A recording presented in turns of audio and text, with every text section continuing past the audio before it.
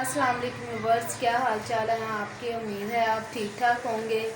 आपको मेरी तरफ से और अम्मी जी की तरफ से बहुत बहुत ईद मुबारक। और ईद का दिन हो तो कोई मीठी डिश ना हो, तो अम्मी जी बहुत स्पेशल डिश बनाने लगे हैं। तो इनसे पूछते हैं क्या बना रहे हैं और सीखते हैं, और इंशाल्लाह आपको दूसरी रेसिपियों की तरह ये भी बहुत पसंद आएगी। आज अम्मी जी क्या बनाने लगे हैं, और सबसे पहले आपको ईद मुबारक। अस्सलाम वालेकुम प्यारे बहन भाइयों, क्या हाल चाल है। उम्मीद करती हूँ ठीक होगी इंशाअल्लाह ताला। मैं भी ठीक हूँ। और इसको तो कहते हैं मीठी ईद, क्योंकि मीठा लाजमन बनाना होता है। ये मैं बनाने लगी हूँ शीर खुरमा और डिफरेंट तरीके से, और जी। आपको इंशाल्लाह ज़रूर पसंद आएगा। उसके लिए अम्मी जी ने क्या कुछ लिया है। ये मेरे पास सब्ज़ इलायची, बादाम छिले हुए, ये छुहारे, ये नारियल, ये चावल थोड़े से भिगो ये के रखे हैं। जी। ये है ये कलरफुल सेम सेवियाँ, और ये 2 पैकेट रखे हैं जो दूसरे आम दूध वाली सेवियाँ बनाते हैं वो वाले। तो ये अपने हिसाब से डालेंगे हम, दूध के हिसाब से। अगर हमें ये ज़्यादा लगेंगे ना ये जो सेवियाँ हैं, तो थोड़ी सी कम कर लेंगे। अब ये बताते हैं हमारे पास दूध कितना है। ये मेरे पास दूध है। हाँ, ये मैं हमारे घर के पास गुजर रहते हैं, उन्होंने भैंसें रखी है। मैं स्पेशल उनसे मंगवाया 10 किलो दूध। ये मेरे पास 10 किलो दूध है। ये देखिए कितनी बड़ी मोटी मलाई आई हुई है। ये मैंने उतारनी नहीं कि ये ना खोया का काम देगी। इसमें हम खोया नहीं इस्तेमाल अम्मी जी कर रहे, तो जो है ना ये वैसे ही होगी। और आपने वीडियो स्किप नहीं करनी, पूरी देखनी है। और क्योंकि ये बहुत मज़े की रेसिपी है, और दूसरी रेसिपियों की तरह ये भी आपको ज़रूर पसंद आएगी। तो आपने कमेंट बॉक्स में लाजमी बताना है कि आपको ये वाली रेसिपी भी कैसी लगी। तो अब अम्मी जी से सीखते हैं इसको शुरू कैसे करना है। इधर फिर फटाफट से मैंने अम्मी जी को बुलाया और कहा अम्मी जी इसको बताएं, क्योंकि वीडियो में बहुत ज़्यादा शोर था। इस वजह से अम्मी जी की आवाज़ जो है ना वो सही समझ नहीं आ रही थी। तो अम्मी जी ने दो चूल्हों का बहुत अच्छे से इस्तेमाल किया। एक जी चूल्हे पे रखा देच का, जिसमें पानी डाल के रखा, दूसरे में थोड़ा सा कुकिंग ऑयल डाला। और वो जो सवैयाँ थी जो हम दूध वाली बनाते हैं, वो अपने दूध के हिसाब से फिर अम्मी जी ने क्या किया कि इसको पैकेट को खोला, और खोल के तो फिर अम्मी जी ने उसमें ब्राउन किया। वो ये है कि हर एक अपने जो है हिसाब से बना लेता है रेसिपी, लेकिन अम्मी जी जो बनाते हैं ना, माओं के हाथ का टेस्ट ही डिफरेंट होता है। तो अम्मी जी ने ये जो है पहले कहा कि इसको प्लेट में डालना है, क्योंकि प्लेट में डाल के इसको साफ़ करना है ताकि इसमें से कोई चीज़ ना निकल आए। और दूसरी तरफ जो पानी था वो बॉयल हो रहा था। तो अम्मी जी ने जो है ना वो जो था कुकिंग ऑयल, इसमें फटाफट से वीडियो आगे आगे भागी जा रही है। तो अम्मी जी ने इधर ये देखें इस सेवइयों को तोड़ के तो इसको डाला ये इसमें कढ़ाई में। एक पैकेट अम्मी कह रहे थे कम है, थोड़ी सी और इसमें डलेंगी। तो उसके बाद अम्मी जी ने दूसरा पैकेट भी खोल के तो वो भी सेवइयाँ इसमें डाली। ईद का तो मज़ा ही शीर खुरमे से आता है। जिस दिन एक दो दफ़ा नहीं बना था तो यकीन माने हमें तो ईद का मज़ा ही नहीं आया, ऐसे लग ही नहीं रहा था कि ईद है। तो ये जो है फिर अम्मी जी ने जो है ना, अम्मी जी ने फिर प्लेट में सेवइयाँ डाल ली। तो ना डाल के तो फिर अम्मी जी को ना ज़्यादातर ना समझ नहीं आ रही थी, क्योंकि अम्मी जी की थोड़ी तबीयत ख़राब थी। तो जो है ना फिर अम्मी जी ने ये देखें कलर वाली सेवियाँ जो हैं उबलते हुए पानी में रखी। ऐसे आप अगर काम करते हैं ना जल्दी वाला, 2 चूल्हों का इस्तेमाल कर लेते हैं, बहुत जल्दी ये बनता है शीर खुरमा ना।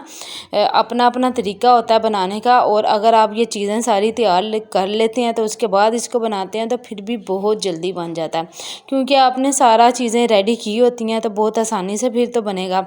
चावल आप बॉईल कर लें, हर चीज़ तैयार कर लें, तो वो तकरीबन मेरे ख्याल से कोई घंटे से जल्दी बन जाता है। और ये देखें सबसे पहले अम्मी जी ने बादाम जो थे वो उसमें कढ़ाई में पहले डाले हैं।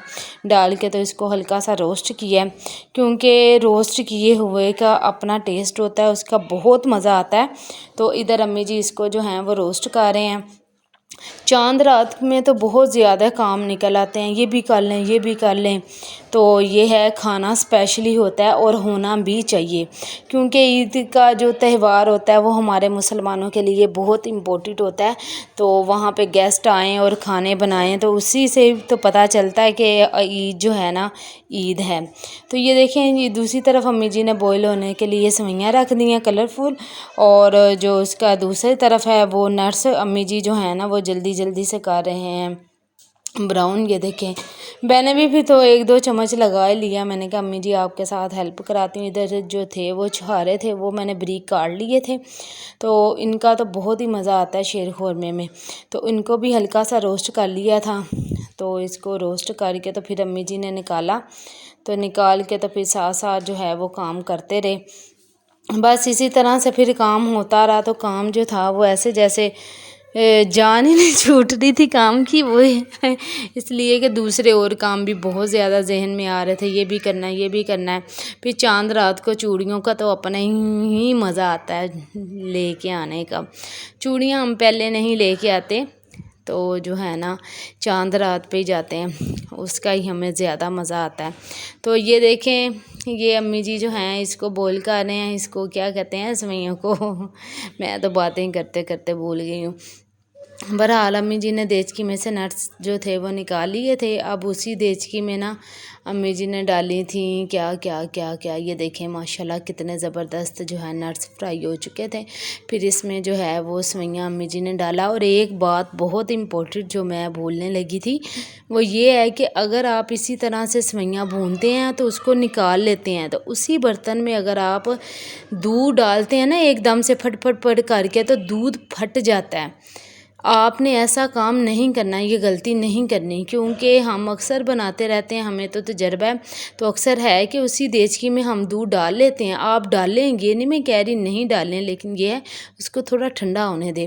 बर्तन को ठंडा होगा फिर डालेंगे तो दूध कभी भी नहीं फटेगा। ये अम्मी जी का क्या कहते हैं टोटका कह लें, जो भी कह लें। तो अम्मी जी ने इसको किया अच्छे से फ्राई, ये देखें ब्राउन किया। और आप ब्राउन किए हुए का टेस्ट डिफरेंट होता है। बाज़ लोग वैसे भी डाल लेते हैं, लेकिन अपनी अपनी रेसिपी या अपने अपने तरीके हैं। तो जो है ना अम्मी जी इस तरह ब्राउन करके तो वही डालते हैं। तो मैंने अक्सर देखा है, हम मेरी एक आंटी थी या फिर मेरी कज़न थी, तो उन्होंने मुझे ना कहा कि हम ना इसी तरह से शेर खुरमे बनाया तो उसका दूध सारा फट गया था, यानी कि फट गया था दूध। तो मैंने फिर उनसे पूछा आपने किस तरीके से बनाया था, तो उन्होंने बताया कि इसी तरह से सेवइयाँ मैंने निकाली थी तो उसमें दूध डाल दिया था। तो इधर ये देखें तो वो फट गया था। इधर अम्मी जी ने जो है ना चावल वो बॉईल करके पहले से रखे थे, फिर इसको हल्का सा ब्लेंड कर लिया, क्योंकि बड़ा आसानी रहती है उसको ना ब्लेंड कर लो ना। इतना नहीं करना आपने कि बिल्कुल ही वो क्रीम बन जाए, हल्का सा उसको झटका दिला लें। वैसे अगर ना भी डालें तो वो पकते पकते हो जाती है खीर की तरह।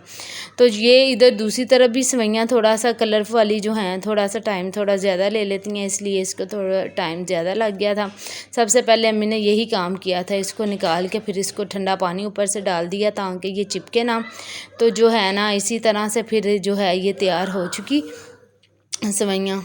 दूसरी तरफ जो था वो मैंने एक देसी चूल्हा हम लोगों ने रखा हुआ है, जिसमें साग बोंग पाए और ऐसी जो है ना ज़्यादा वज़न वाली चीज़ें बनाते हैं। दूसरे चूल्हे के तो बेचारे की हशर नशर ही ख़त्म हो जाता है।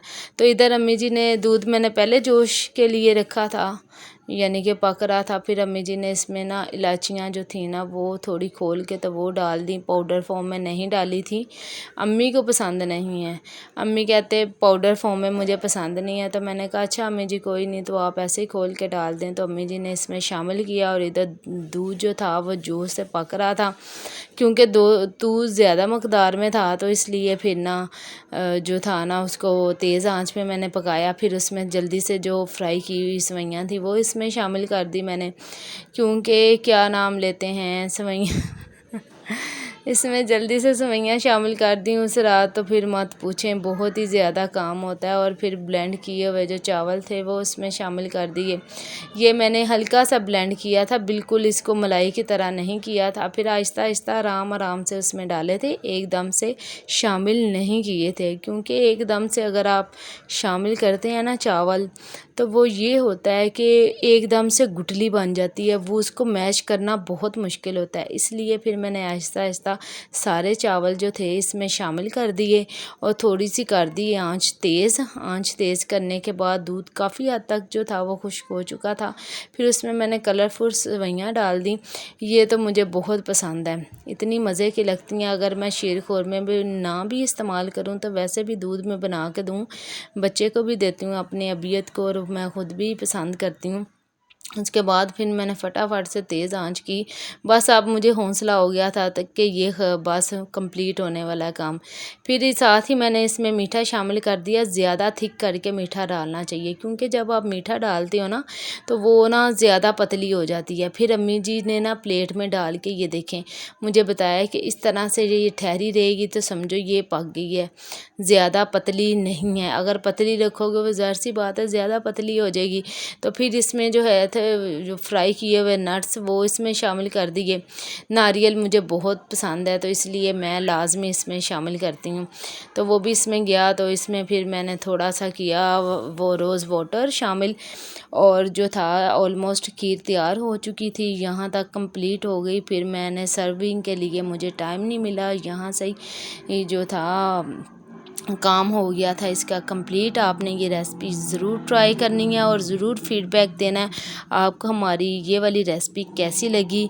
दूसरी रेसिपियों की तरह ये भी बहुत पसंद आएगी आपको इंशाल्लाह, और आपने दुआओं में याद रखना है। सबके लिए दुआ किया करें, हो सकता है उसके सदक़े अल्लाह पाक हमारा भी कुछ भला कर दे, आमीन।